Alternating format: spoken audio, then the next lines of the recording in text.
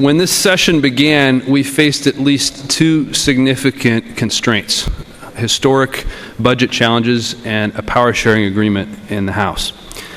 Many predicted that the prospects for real measurable accomplishments were bleak, but here we are again with a chance to make a big difference for our future by improving our system of higher education.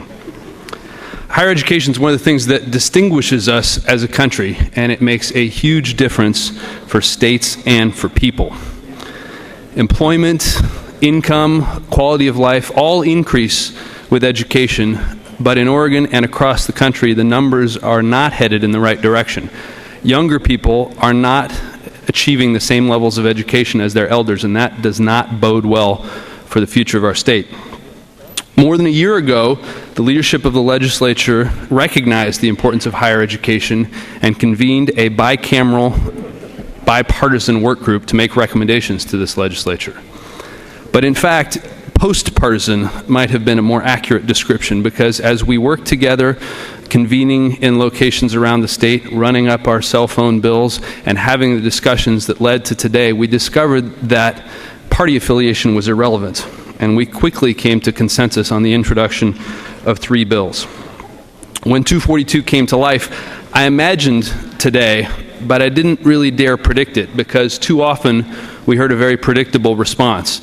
We like your bill, but if you could just leave fill in the blank out. But we were dogged. We worked diligently to address those concerns, and on this there is credit to go around. Credit to the co-chair of the work group and the members of the work group, to the co-chairs and members of the policy committees. And while I wish we could take credit for all of the good things that are in this bill, all of the best practices and innovative approaches, we must also acknowledge the world-class experts from the Western Interstate Commission on Higher Education and the National Center for Higher Education Management Systems, who were our guides as we worked through the issues to bring a bill to you that I hope will earn your support. When someone asked me what Senate Bill 242 does, I said simply, it lets universities be universities. But of course, that's only part of the story. The bill changes the status of the university system from state agency to public university system. And for the first time, it puts community colleges at the same table. And that's important.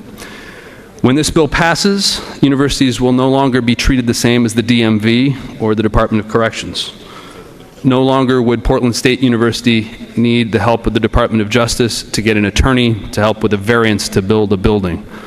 No longer would Oregon State University need the Department of Administrative Services permission to fix a roof on a residence hall, or the permission of the legislature to build a residence hall.